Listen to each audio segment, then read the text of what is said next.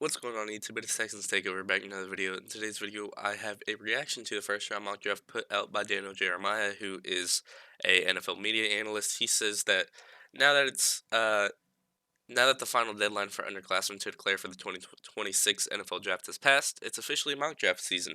After getting a chance to dig into the game tape, I feel that there are some highly enticing players at the top of this draft. The group might not have quite as many blue chip prospects as some other recent classes, but there's great depth at edge rusher and a talented collection of receivers. Also, there's an overwhelming need for offensive linemen around the league, which could push some blockers up the board a bit. We are very early in the process, though, with more film study, all star games, the NFL scouting combine, and free agency still to come. A lot will change between now and the draft.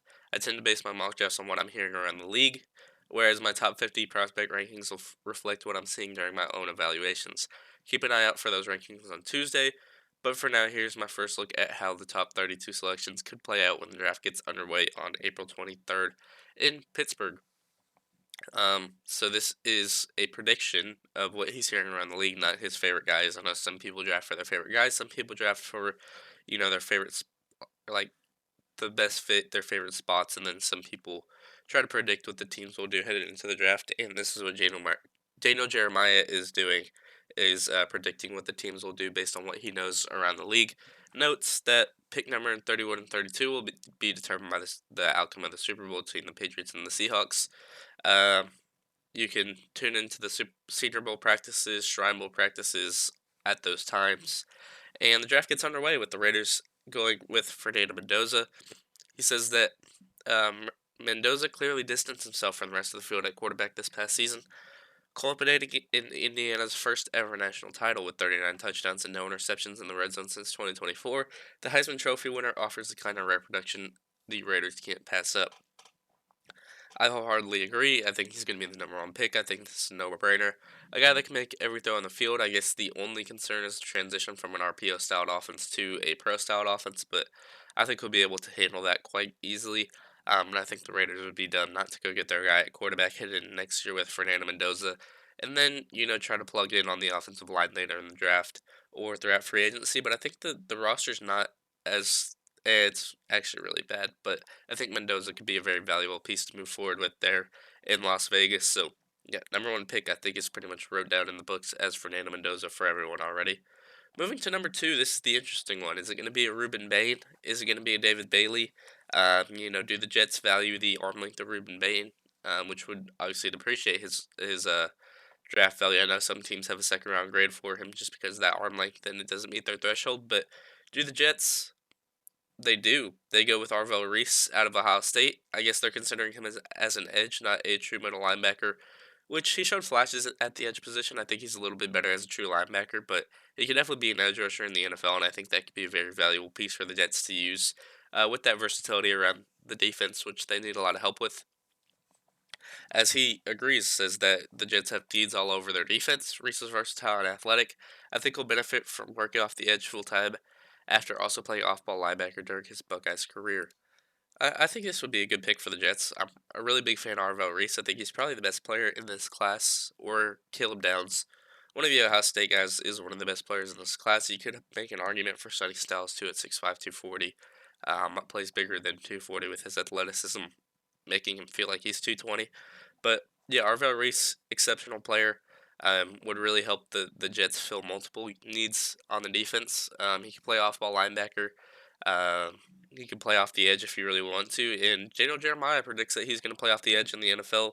Um, so, that might change up the mock drafts a little bit. You might see Arvell Reese go a lot higher than a traditional off the ball linebacker would because they're a little undervalued in terms of the NFL draft. But if teams are considering Arvell Reese an edge rusher, then I think that gives him a lot more potential. Very dynamic off the edge when he played there. At Ohio State. Obviously, only had limited snaps there because he was playing off the ball linebacker there for most of the year and most of his career. But I think he could be great off the edge.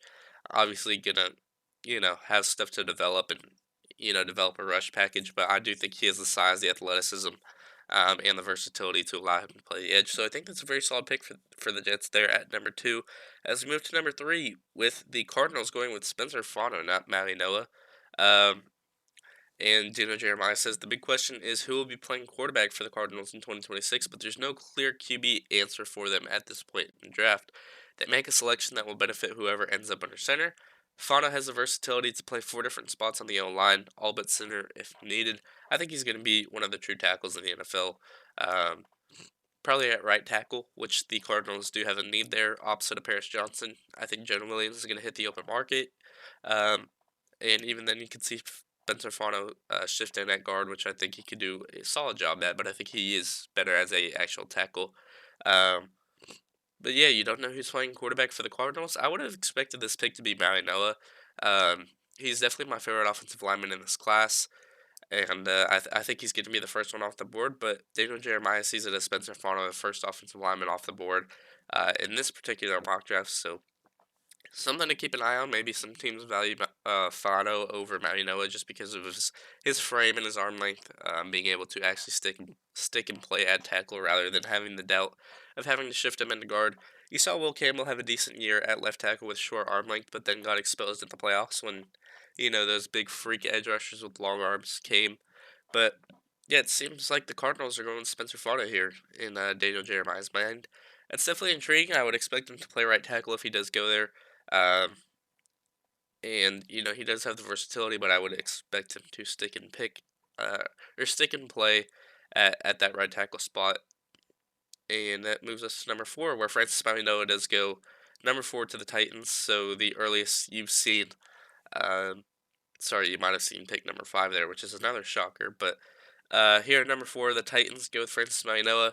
This offseason is about helping Cam Ward take the next step, and it starts with doing a better job of protecting him. Mauigoa has excellent size, strength, and still has room to develop.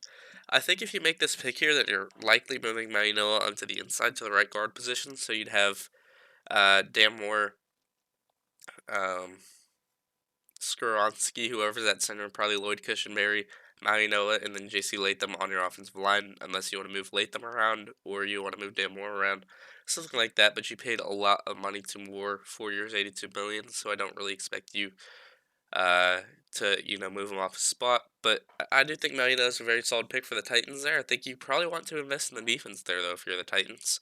I know it's about development, letting Cam Ward take the next step, but I think with Saleh in as the head coach, he's going to value getting into his pieces that he wants on defense. You have a David Bailey there, you have a Ruben Bain there.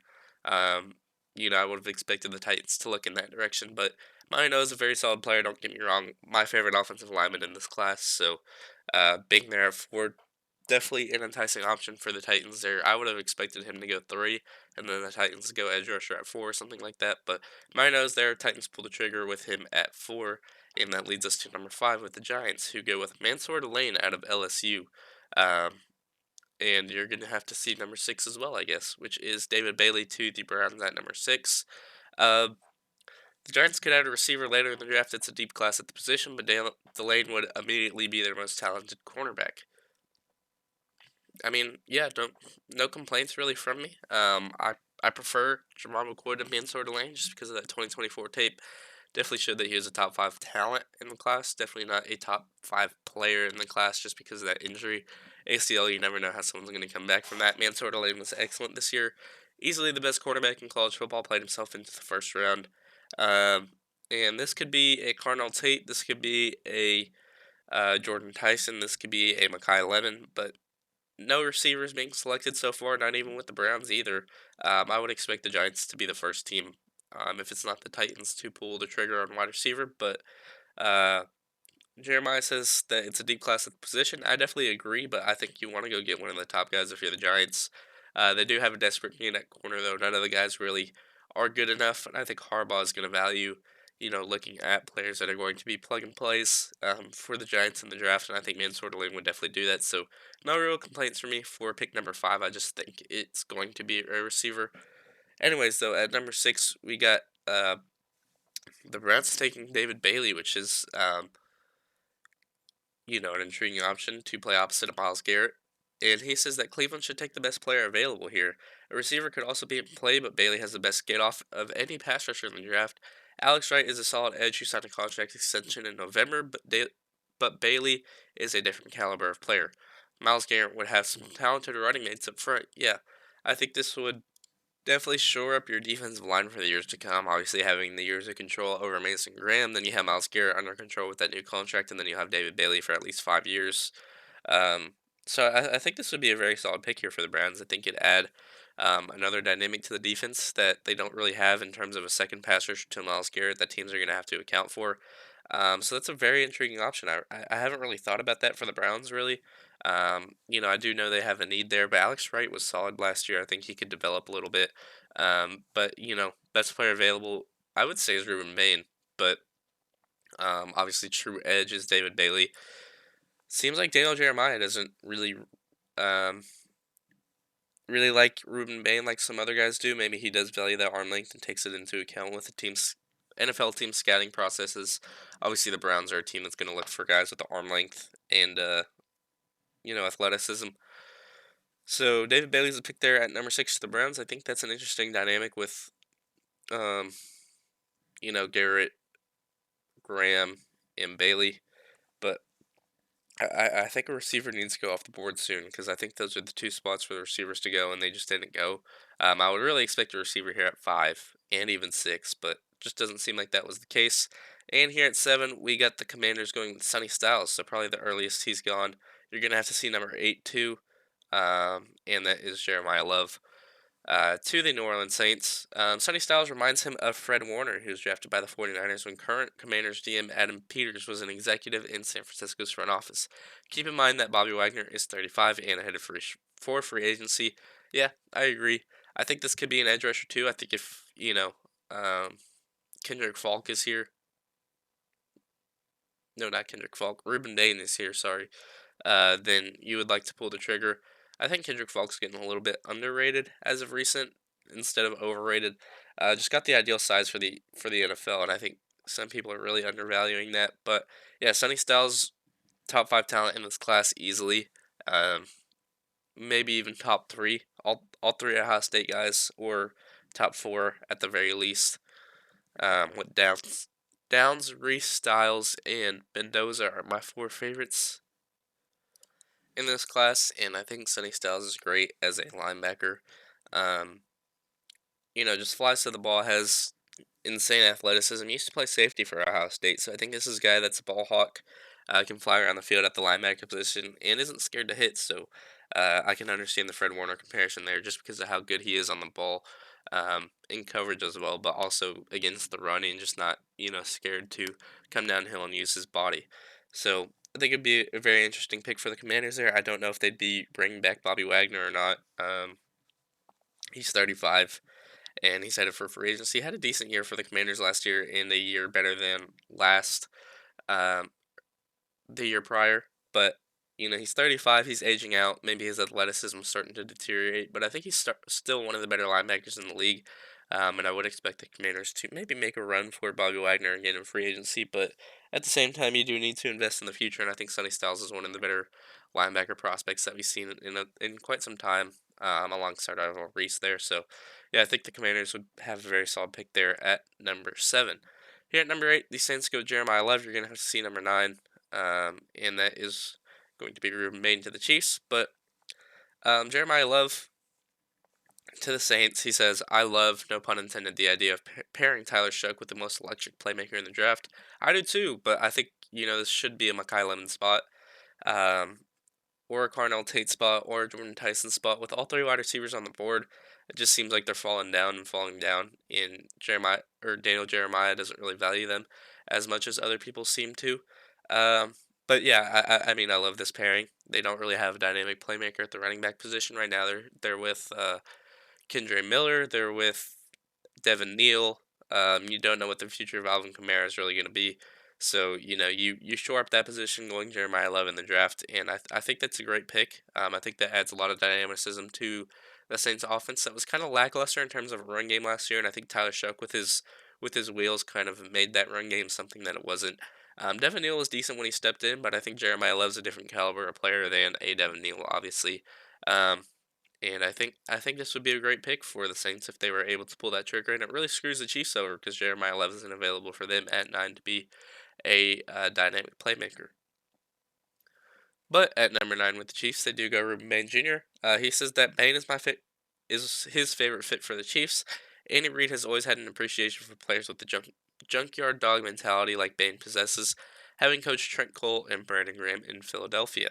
Yeah, I think the Brandon Graham comparison is very similar to what Ruben Bane's going to be. I don't know if you want him to play off the edge for you, just because of his arm length. It's, ridiculously small. I don't think anyone anticipated it being as small as it was, and maybe 32 or 33, not that 34 threshold, but not somewhere in the 30 or like 30 something. 31 to 30 inches is just way too small for someone to play the edge in the NFL, in my opinion. His only decent matchup is Will Campbell, but even then, Will Campbell has a length factor against him. His bull rush is great though, so maybe if he gets ahead of steam, he doesn't even have to use his arms. He can just overpower dudes with his bull rush. But I don't know if that's the case in the NFL. Uh, he is a junkyard dog. Don't get me wrong. He's one of the most electric players in this class. One of the most high motor guys in this class. Just loves playing the game of football. You can tell by watching him. You can tell by him trying to go to the Senior Bowl, but prioritizing rest over that. He's a dog. That's the only way to put it. He's a great player. Uh, it's just where is his fit going to be in the NFL? I think that fit works perfectly with the Titans, a team that runs uh, a three-man front with Jeffrey Simmons at a three tech, and I think Ruben Bank could definitely be a three tech in the NFL too. Moving to number 10, though, we got the Cincinnati Bengals going with Jermon McCoy. Uh, he says that Cincinnati needs help all over the field on defense. McCoy missed the 2025 season due to an ACL injury, but his 2024 tape was outstanding. He's squarely in the mix to be the top cornerback in the draft. Yeah, I mean, I agree, but with the Bengals here, I definitely would have considered other positions. I think if Caleb Downs is here, that's definitely something you have to consider. Um, I think you pull the trigger there if Caleb Downs is available at 10. But Jermon McCoy to the Bengals, I don't think corner's your biggest need with DJ Turner, Dax Hill. He was a little bit lackluster. Maybe you need one more guy in there if you're not planning on re-signing Cam Taylor-Britt, which I think he could use new scenery. So, maybe there's potential for a corner to step in with the Bengals and play right away. I think this needs to be a front seven or a safety pick. Um, I think corner's the one position that you can kind of let go of in this draft. Maybe get some later in the draft. Maybe like a Jalen Kilgore down the board or something like that, who I really like. But I don't think that should be your priority in the draft. I don't think it should be your first round pick. But Daniel Jeremiah sees it that way. He has Jermon McCoy headed to the Bengals at pick number 10. Moving on to 11 with the Miami Dolphins. This is a Caleb Downs spot. This is a perfect pick. And he says Downs has the versatility to play multiple spots, much like his teammate in this scenario, Minka Fitzpatrick, sorry. Uh, Downs' football intelligence and leadership are off the charts. Miami has to improve a defense that ranked 24th in scoring and 32nd in opponent completion. And you're about to see pick number 12, um, completion percentage. So, yeah, Caleb Downs, great player, don't get me wrong. Um, Versatility, can play inside the box, can play single high. I don't know if he can play double high. I would like him to be able to in the NFL. I think he definitely could. Really depends on how he runs in the combine and stuff and what he shows on tape. But it seems like a lot of single high for Caleb Downs in the NFL. Are the Dolphins going to want to do that with Jeff Halfley? You don't know. Um, I think he would be able to run them too high, or he can just be inside the box on a too high, and you get two safeties in behind who are quicker guys that they can fly down the field for you and cover a lot of ground. But yeah, Caleb Downs' football IQ, insane. He can fly down the field, diagnose his plays well. One of the leaders on the defensive unit for Ohio State. That was excellent this year with Caden McDonald, Arvell Reese. Sorry, I had to go somewhere and I lost my train of thought. But yeah, Caleb Downs would be excellent in this Dolphins defense, I think. Um, I think he'd be a replacement to Minka Fitzpatrick, to be honest. I think Minka's probably a cut candidate headed into the offseason just with the amount of money that he can open up for the Dolphins and allow them flexibility in free agency. Um, but yeah, I think Caleb Downs is a great player, and I think he would be able to fit the Jeff Halfley scheme. Um, but yeah, that's all. Probably one of the best players, if not the best player in this draft class too. So the Dolphins getting him at 11 would definitely be a steal. But a lot of defense so far. If you look at the top 11 picks, you got one, two, three, four, five, six, seven of the top 11, and eight of the top 12 are defense with Colton Hood here. Um, He said he expects Dallas to draft an edge rusher in round one, but I'd like the Cowboys to upgrade the secondary too.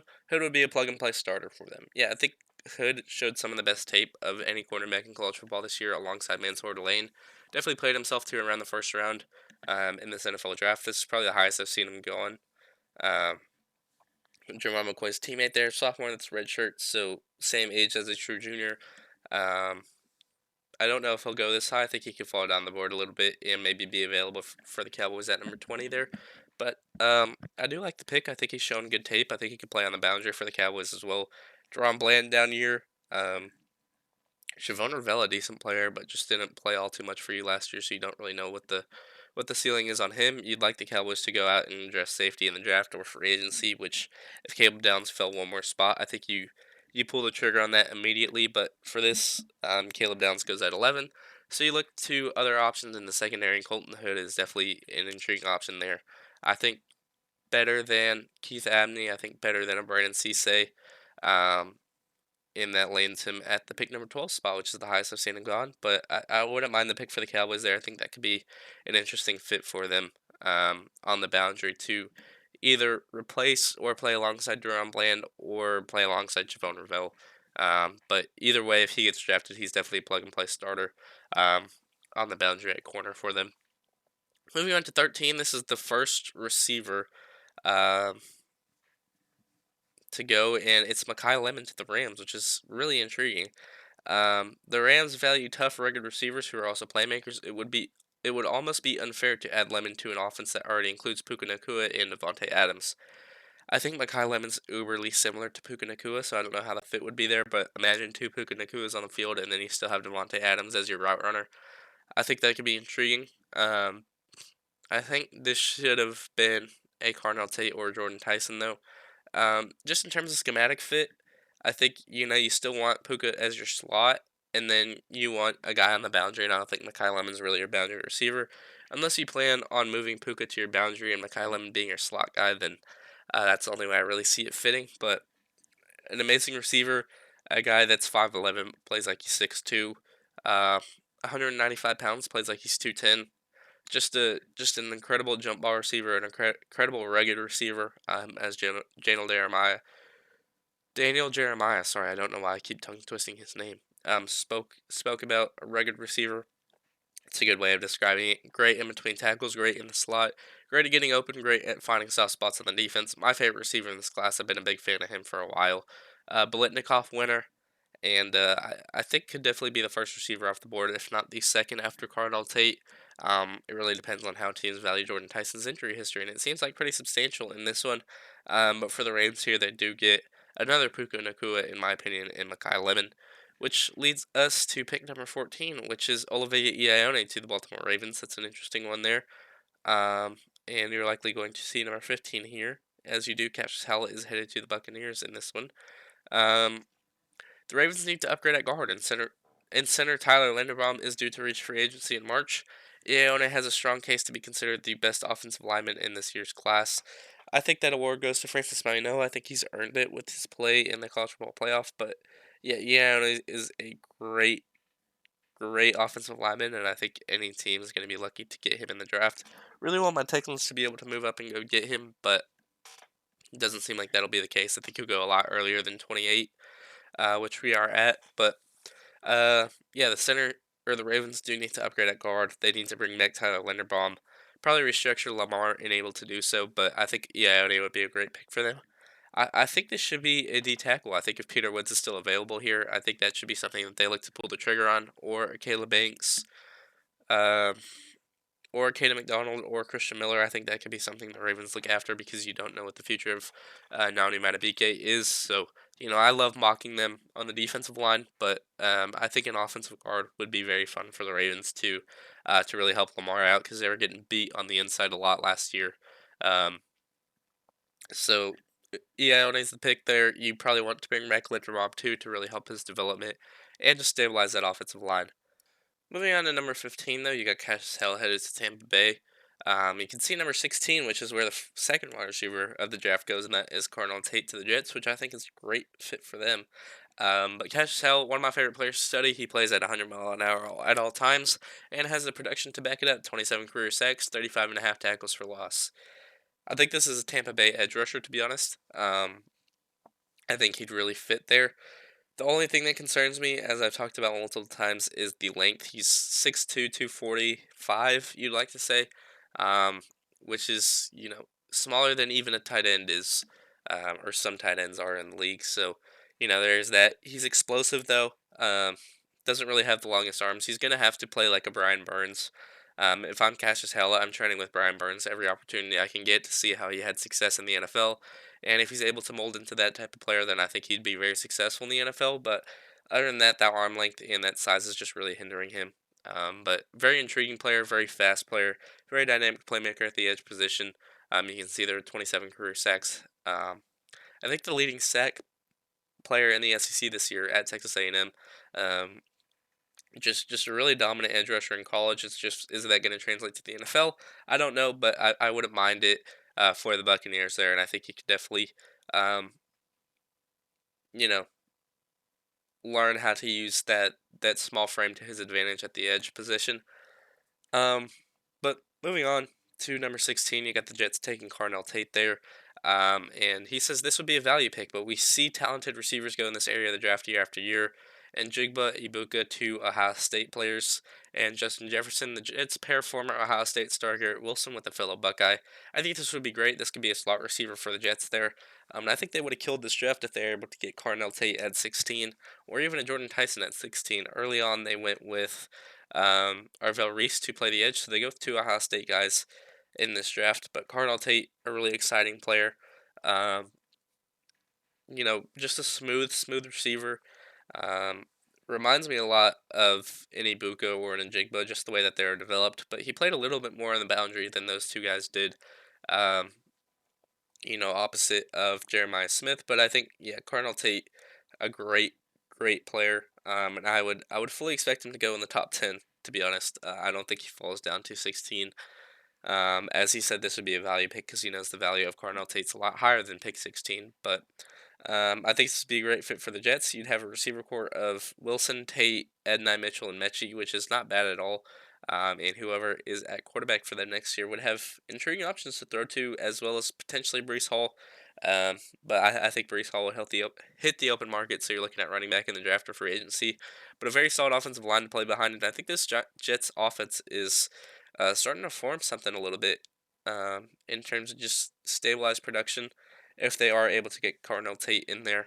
But moving on to number 17, you got the Detroit Lions going with Hakeem Mesidor.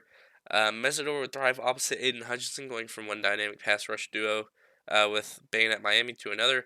And then the you have to see the Vikings going with Emmanuel McNeil-Warren in the first round, which is interesting. Mesidor is interesting as well because he's already 24 years old. He's going to turn 25 before the draft even starts in March. Um, so, at the end of his rookie deal, he's going to be 29 years old, which is just absurd.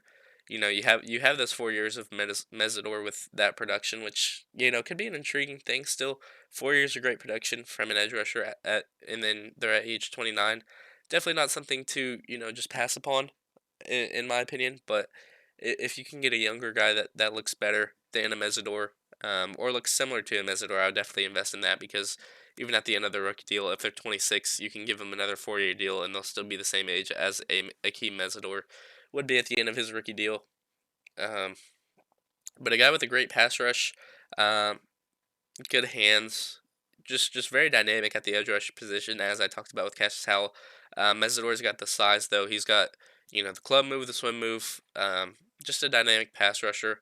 Um, and he'd be able to team up with Aiden Hutchinson, who's going to have a lot of attention from um, opposing offensive lines, which would free up Akeem Mesidor, you'd think, and I think him one-on-one is one of the better edge rushers in this class. So, yeah, I think it'd be a good fit for the Lions there at 17. I just think this pick would be available to them later in the draft if they were wanting to pull the trigger on that. Moving on to number 18, though, you got the Vikings taking Emmanuel McNeil-Warren, who I talked about.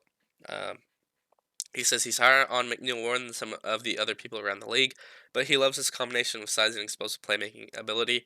He could help replace Harrison Smith if the soon-to-be 37-year-old does indeed retire. I think this would be a great fit for Minnesota. Um, there's not many great safeties in this class this year. This could be an AJ Halsey. This could be a Dylan Tinneman.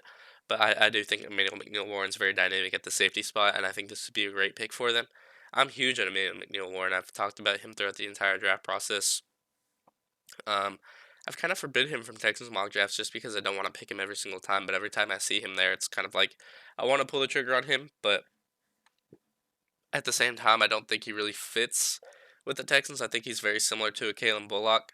Um, and I'd like the Texans to go for a Dylan Tinneman who's able to play in the Bucks. But Emmanuel McNeil Warren, dynamic playmaker, explosive playmaker, and I think he could definitely replace Harrison Smith well. So I do like the pick there. A lot of interesting guys in this class, though. Some guys that are falling that you don't really anticipate falling, and some guys being risers that you may not have anticipated being risers, especially these last two, Mesidor and McNeil Warren. But moving on to number 19, this is the Carolina Panthers going with Jordan Tyson. Um, yeah, this would be very intriguing. The Panthers have a stud in Tedero McMillan. I like what I saw from Jalen Coker at the end of the season, but Tyson would complete the wide receiver room. I'd agree. This would be a great pick for the Panthers there. Um, yeah, just an amazing pick. Obviously, there's injury history with Jordan Tyson, but a wide receiver room of McMillan, Coker, and Tyson would be one of the better in the league, in my opinion. I think McMillan and Tyson are very similar in the way that they play. I think Tyson's a little more explosive, though. Um, one Arizona receiver, one Arizona State receiver is a little bit funny. But yeah, I think this would be a great fit for Carolina if he does fall down the board to number 19. I think you pull the trigger automatically. And this is pretty much your way of saying no excuses to Bryce Young. You have all the weapons there if you're not able to win with all these weapons. We'll go invest in the defense if we need to, but you have all these weapons at your disposal. If you're not able to win with them, then we may have to move on from you as our guy. But I think the Texans should take a very similar approach to this in terms of just stacking up on the offense, telling CJ, "Hey, we're giving you all these weapons. Go out and win. If you can't, then you're not our guy." I think the Panthers should try that strategy as well. But Jordan Tyson at 19, I really like for the Panthers there. Um, and in my opinion, would complete the wide receiver room as well. I think this is a great value pick, very similar to the Cardinal Tate pick.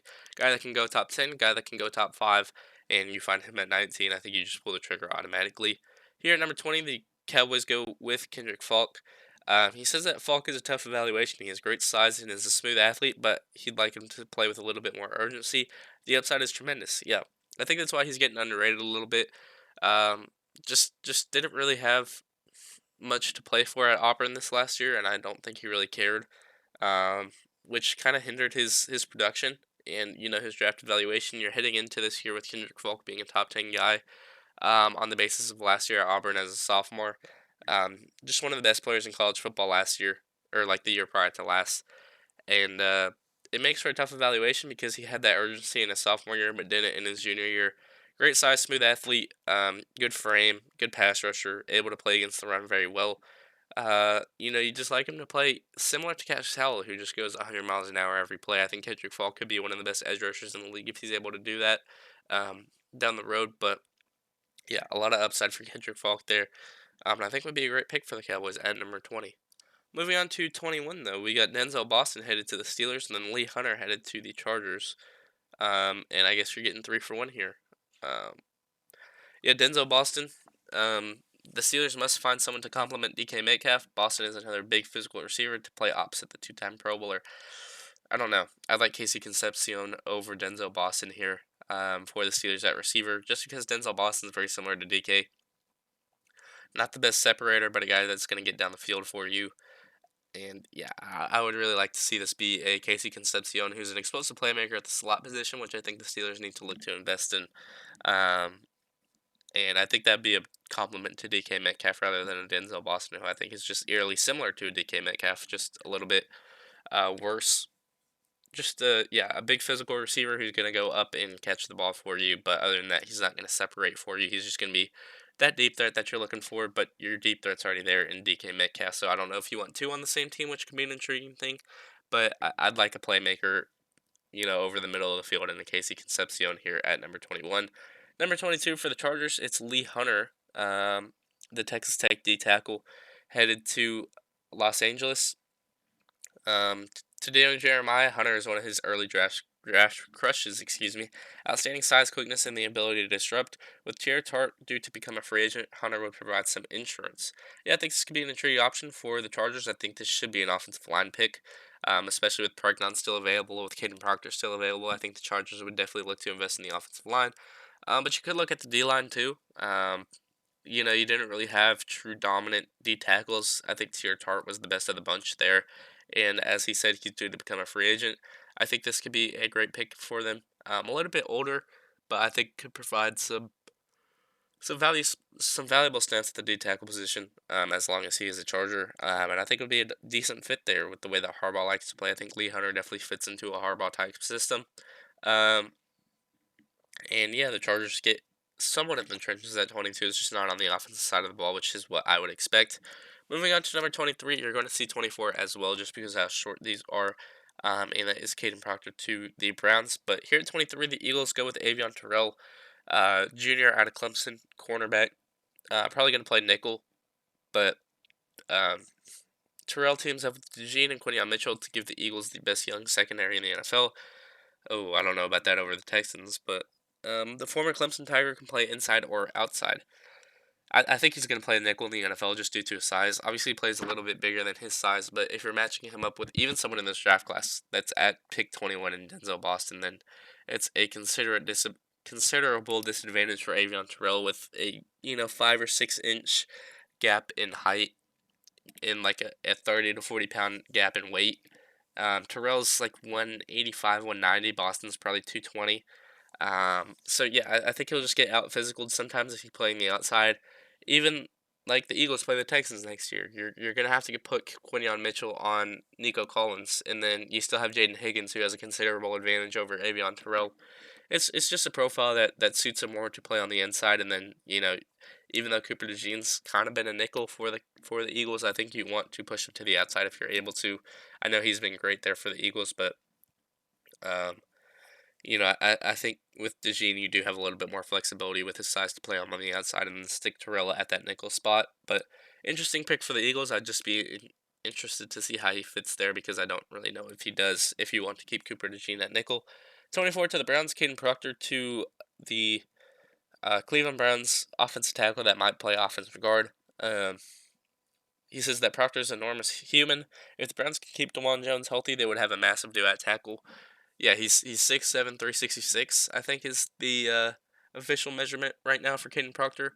I'd like him to get to at least 350. Just cut down some weight so he can add some athleticism, especially if he's playing tackle in the NFL or if he's playing a pulling guard in the NFL. Um, yeah, I like this pick, but I think he'd shift in at guard for the Browns. I think a lot of teams view him as a guard in the NFL. But Daniel Jeremiah sees Caden Proctor as a tackle, which is an intriguing option, obviously, because you don't know what Joel Bitonio, Wyatt Teller, or other guys on that offensive line are going to do. You're going to have a lot heading the open market for the Browns, so you just need a complete revamp on that offensive line, which was great a couple of years ago, but you just need to reinvest, and I think Caden Proctor could definitely do that for you. Um, just whether or not you're playing him at guard or tackle, I don't think it really matters at pick 24. You're just finding a guy that can plug and play for you immediately, and Caden Proctor does that for the Browns, so I'm a fan of that pick there at 24. Moving to 25, the Bears go with Dylan Cinnamon in the first round, and then the Bills go with C.J. Allen at 26.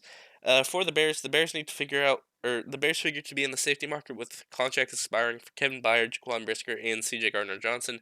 Cinnamon can play both safety spots and can cover in the slot if needed. Yeah, that's why I want him as a Texan. Every time I see him on the board, I really like the Texans to go in for him. I wouldn't take him in the first round. If I was the Texans, I'd value him for a little bit later in the draft. But yeah, Dylan Tinnamon's a great player, especially with the Bears' desperate need at safety. This could be a AJ Halsey as well for them. It seems like Jaquan Brisker is going to hit the open market. Um, Kevin Byard, I'd expect them to maybe want to bring back, same with C.J. Gardner-Johnson, because I don't think he'd be all too expensive. Jaquan Brisker is that young guy that's going to be very expensive for the Bears to bring back. Um, and it seems like he's publicly said that he's heading out of Chicago. I don't know if that's fully true, but it seems like it's a done deal for Jaquan Brisker in Chicago. I think Tinnaman would be great at filling in that slot for him. Can play on the free, can play on the strong. Can play in the nickel if you really want him to, but just a very dynamic playmaker at that safety position. And a very physical run defender as well. Just a really good player in Dylan Tinnaman, and I like to see him getting the hype of going in the first round. 26, the Bills go with C.J. Allen. He says that linebacker could be a need for Buffalo with Matt Milano and Shaq Thompson ticketed for free agency. Allen can run and hit, but he also has the intangibles you want at the position. The Bills need to improve a defense that ranked 28th against the run. I completely agree. C.J. Allen, though, not the best tape in this last year. Definitely something that can improve in the NFL. Just has the athleticism for the position, which I think you're looking at, and I think the Bills will value that just because he can fly to the ball. Don't know who the next head coach is going to be. If I had to predict, it's going to be Brian Daboll, but I'm not certain. Um, Obviously, they're in their interview process right now. Apparently, Josh Allen is in their interview process too, which is very interesting. But yeah, C.J. Allen at 26, I'm a fan. I think could really help bolster the Bills' defense, and I do think they need help at that linebacker position, stopping the run, or on the defensive line. I think if Caden McDonald or Christian Miller, who are both here, or Caleb Banks, they could all three go there, or an edge rusher, like a T.J. Parker or someone like that, could go to the Bills here and be an intriguing option. But C.J. Allen I like as well, just because of how dynamic he is at that linebacker position with the athleticism. Moving on to 27, Kenyon Sadiq to the 49ers. Um, Sadiq could go much higher than 27th overall. He's undersized but has outstanding speed and is a competitive blocker. He would be the ultimate chess piece for Kyle Shanahan, giving the coach a hybrid of George Kittle and Kyle Juszczyk. Could be interesting. Could be a decent fit there, especially with George Kittle potentially not playing next season. You could look to get another tight end in there in Kenyon Sadiq, who's going to be one of the best tight ends, or one of the better tight ends in the league upon stepping foot in the league. In my opinion, I think he's going to be a top 15 guy right away. Um, as he says, he could go much higher than 27th overall. I like him at 15 to the Buccaneers. I like him at 31 and 32 to the or 30 to the Broncos. I guess is where they would be. Uh, I like him at 28 to the Texans. I like him at uh, a lot of spots, to be honest. If you look at the board, I like him at 23 to the Eagles if they're letting go of Dallas Goddard. I like him at even 19 to the Panthers could be an intriguing option. 16 to the Jets. I do like what Mason Taylor showed last year, though. But Sadiq, I think this would be an intriguing fit here for the 49ers. He's around 6'3", 240, so I wouldn't, classify him as undersized, but just a bit undersized, but he's an incredible receiving threat at the tight end position, so I think the 49ers would be lucky to pull the trigger on him at 27 if they're not looking to invest in the offensive line there, which I think they definitely should. But Kenyon Sadiq is the pick there for the 49ers at number 27, which is intriguing. And I haven't seen that as of yet, so definitely look into that more in the future. Moving on to number 28, though, the Houston Texans go with Monroe Freeling. I really like this pick out of Georgia, offensive tackle. Um, and then Blake Miller goes to the Rams at 29. Someone that I had as my sleeper. A third round grade by PFF, but I had him going in the late first, early second.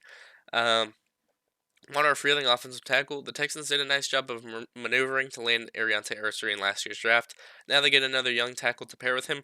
Freeling is just scratching the surface of his potential. Yeah, just a huge dude. If I click on his profile here, you'll see how big of a dude he is. 6'7", 315.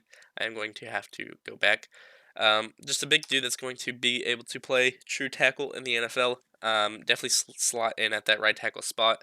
So you have Ursary, Freeling, and then you look at Howard at guard, and then Jake Andrews, or if you're looking at Cade Mays in free agency, Cade Mays there, and then you're looking at someone at right guard, maybe Ed Ingram coming back, and then just like that, your offensive line's built for next year, and then you can look in the draft still for an Emmanuel Pregnon or someone like that who hasn't gone yet, to really bolster that unit, especially if you're not planning on bringing back Ed Ingram, or if he requires too much money and he heads elsewhere. But yeah, I think this is a great pick for the Texans. Someone that has a lot of potential on the offensive line, and I think someone that would be coached up, very similar to a Trent Brown. So you get a lot of control over Monroe Freeling for his career. I think a very intriguing tackle option. Agile, quick hands, powerful hands too, just with this size. Big dude. And I would really like the Texans to go after Monroe Freeling in the draft. Christian Miller hasn't gone yet, so that could be a potential second round option for the Texans there. And you'll see 29 and 30, as well as 31, I guess, and 32. You get the entire draft.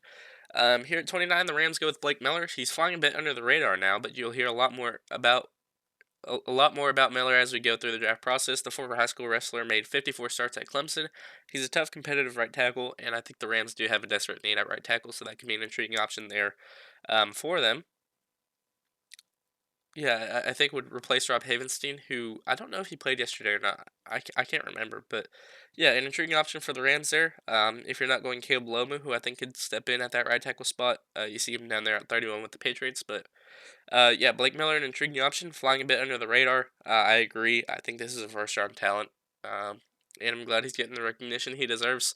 I had him going around this range in my sleepers. A sleepers video. I had him going in the late first. He's around this late first, and I think would be a plug and play starter for the Rams there at 29. So a great pick for them. 30 to the Denver Broncos, Peter Woods. Folks around the league are split on Woods' evaluation. Some don't view him as a first round pick, but he has the quickness to add to the league's best pass rush group, as an inside rusher. I think this can be an intriguing option, especially with John Franklin Myers hitting the open market. There could be potential for the Broncos to invest there on the defensive line in the draft. They're not looking to bring John Franklin Myers back. Um, yeah, this evaluation's a little different just because his best year was probably his year as a freshman. So just hasn't been as good as his freshman tape. You could say 2024 was on par, but I really like his freshman tape compared to his sophomore tape. And yeah, an intriguing option on the defensive line. Don't get me wrong. Only defensive linemen to go in this class, true D tackles. Caleb Banks, Christian Miller, both falling. Caden McDonald even falling outside of the first round. Um, Peter Wood's the only one to go here, and I think definitely has the most upside from any defensive lineman in this class. Clemson guys going back to back, and Broncos replacing John Franklin Myers with Peter Woods at number 30. At number 31, Caleb Loming to the Patriots. With Morgan Moses set to turn 35 in March, the Patriots land another young tackle to help protect Drake May. I agree. I think you're looking to protect Drake May. But I think this could actually be a Lomu slots in at left tackle. Then you move someone like a Will Campbell to guard, and then when uh, Morgan Moses does end up retiring, then you can go with Will Campbell and move him at right tackle if you want to. I don't know, something to consider just because I think you saw Will Campbell get exposed a little bit in the playoffs, so maybe you want to move him around the offensive line, see where he's best suited. And I think Caleb Loma would definitely give you the opportunity to move Will Campbell around the offensive line to see where he's best suited at. And I think that could definitely be on the inside of the offensive line or at that right tackle spot. Um, after Morgan Moses does decide to retire, but I think this is an intriguing option. Um, Caleb Loma headed to New England, who just made the Super Bowl yesterday, so there's that. At number 32, the Seahawks go with Brandon Cisse. Cisse will put on a show once we get to the testing portion of this offseason. He can fill a void if the secondary, or if the Seahawks lose any of their soon-to-be free agents at cornerback in Kobe Bryant, Tariq Woolen, and Josh Jobe. And I think they will lose probably Kobe Bryant or Josh Jobe. I think they'll try to hold on to Tariq Woolen, to be honest. But yeah, Cisse very similar to Eamon Worry in terms of an athlete. Considering they both came out of South Carolina, I don't think that's a surprise. South Carolina have a very strict recruiting policy, and that is go for the best athletes on the field. Nick Harbor there too, an incredible athlete. He's headed back to college, I think. Um, and Braden Cease is going to be another incredible athlete. Test well. And I think this could be a Maxwell Harrison where he tests so well that he's going to be into the first round automatically. And an intriguing option for the Seahawks to replace someone at corner. He's definitely going to be able to play the boundary for them. So, yeah, that is the entire first round mock draft from Daniel Jeremiah. Let me know what you think about, the pick he plays for your team. Are you a fan of it? Are you not? And what would you like to see your team do in comparison to what he had your team doing? Let me know down in the comment section below. If you did enjoy this video, please be sure to like, subscribe, and as always, it's Texans Takeover, and I'm out. Thanks again for watching. Peace.